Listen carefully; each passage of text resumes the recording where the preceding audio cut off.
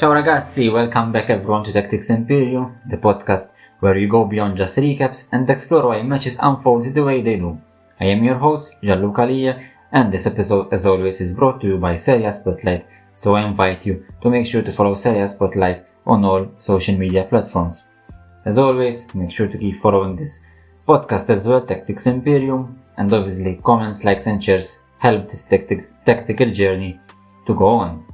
Now, in this episode, I will dissect Juventus 3-0 win over Napoli, a result that didn't just change the standings, but I think it exposed something deeper about both teams. Firstly, I think Juventus looked really confident, composed and tactically prepared, and Napoli looked a bit fragile and also predictable. So, let's get into it. One of the most striking phrases to come out of this match is one used by Juventus coach Luciano Spalletti, always with his, fantastic phrases, with these philosophical quotes that he comes up with during press conferences, pre-match interviews, post-match interviews. In fact, I invite you to check out some of his media commitments, his pre-match press conferences or his post-match press conference for those not familiar with Luciano Spalletti, because they are always insightful, and also the way that expresses himself, the way he sends his message across the media room. It's something fantastic. I believe he is a master of PR. So I invite you to make sure to check out some of his interviews, his press conferences. Also, those of Massimiliano Allegri. I think those two persons are really insightful during their press conferences. And also they come up with some interesting quotes at times. So I invite you to check both of them. So one of Spalletti's most striking phrases, I quote, "The match is like an empty box, and you have to put things in it." And I think that's exactly what Juventus did in this match. They filled the space with ideas, with movement, with unpredictability. Things that Napoli struggled to prevent and to provide for themselves as well. Napoli came into this game with a 3-4-3 formation, and that had looked like a solution earlier in the season, especially with Neres and Noah as supporting players behind Højlund. Now, as you know, Neres will be out for multiple months after going under the knife, and Noah has went to Galatasaray in Turkey. Now, the 3-4-3 once gave the team structure and options, but lately it had become too mechanical and too reliant on athletic traits, and maybe too predictable. And this predictability became Spalletti's starting point. Juventus chose to line up in a mirror 3-4-3, the same base shape Napoli brought to this match, but from minute one their approach was different, because they focused on individual control, trusting their centre-backs to handle Højlund and to also handle McTominay, Napoli's main offensive outlets. And crucially, Juventus chose not to attack Napoli's shape with randomness. They attacked it with structure, with raw clarity, and with pressure that forced Napoli to make mistakes. And I think that's why Spalletti's team looked like they knew what Napoli would do before Napoli did it. Speaking of, Napoli becoming predictable with this formation. This was a Juventus side not just matching Napoli's formation, but anticipating and exploiting its weaknesses, which was also goes down to Spalletti's pre-match work together with his staff, together with his match analysts that he also had mentioned and acknowledged before the Benfica game early on last week, which means that Spalletti relies heavily on analysis, on films, and on studying the opponents. Some things that are becoming more and more crucial inside football teams' dressing rooms. Early on, Juventus pressed high and managed to steal the ball deep in Napoli's half, and one example came around the 19th, 28th minute when Thuram's shot hit the post after a turnover forced by pressing, and soon after Locatelli won the ball on the edge of the box, and with a clever heel flick, he put Jonathan David into space. Then the Canadian controlled with his chest and finished past Meret. And that goal was more then I finish. It was a statement about how Juventus intended to play. Relentless pressure plus vertical forward intent. And also obviously it was Jonathan's David third goal in the last 4 Serie A matches, which for him means a lot, coming at the back of that, dismal performance against Lecce, missing also that crucial penalty.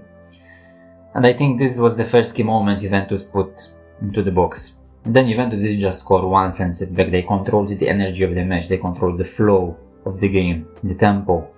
They shifted from aggressive pressing in the first half to a more compact and efficient shape after taking the lead, shrinking the playing area but without losing the intensity.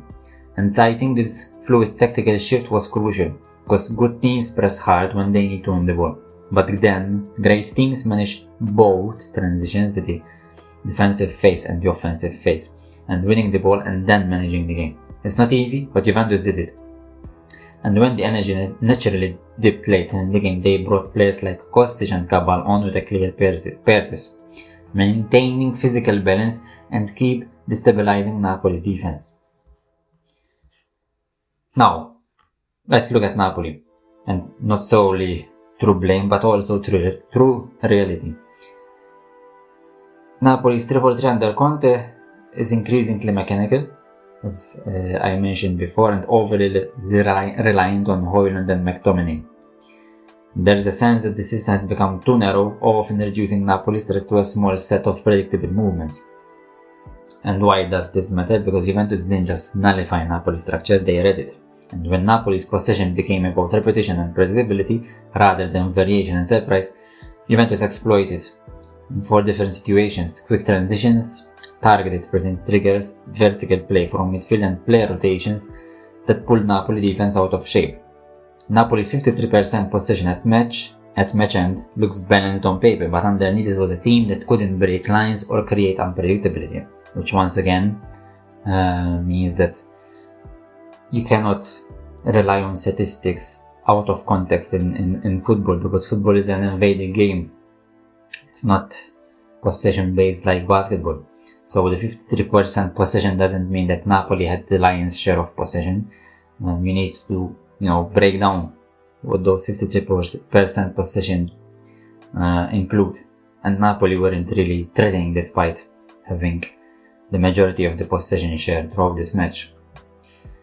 Also, a big tactical point in this match, I think Juventus won the critical duels, which were very important. Højlund rarely got the ball in dangerous positions with impact, and McTominay's influence dwindled.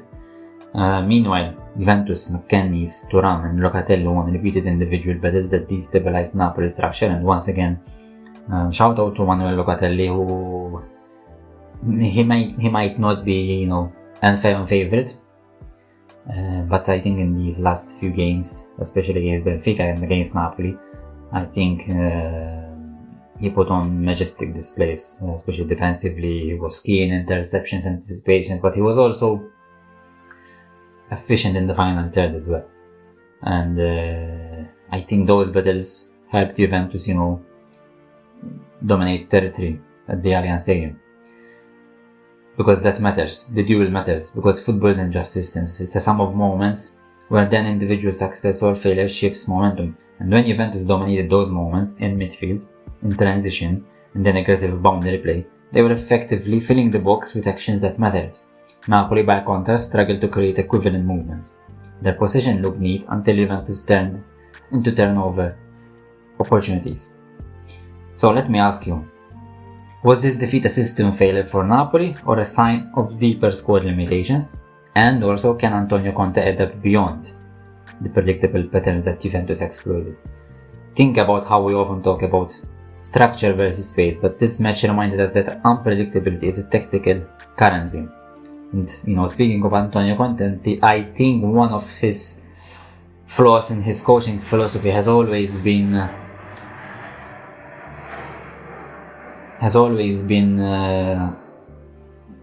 his predictability in the way that teams then become more and more mechanical and more laborious, and eventually he relies more on systematic movements rather than fluidity, especially in the final third. So before I finish, here's some key takeaways from this match. First of all, a tactical plan only works if it contains both structure and variation. Juventus didn't just match Napoli's structure, but they expanded it with unpredictable actions that turned possession into danger. Napoli's system had merits, but when it became too mechanical and too predictable, Juventus found the gaps and filled the box with exactly what was needed to win. And that's the beauty of tactics in football, because the winner isn't always the one with the most possession, the most creativity, or even the best individuals, but it's the side that turns intention into unpredictable action. Thank you guys for listening to Tactics Imperivm. Make sure to follow Serie A Spotlight on our platform. Keep the conversation about calcio going. And until then, alla prossima guys.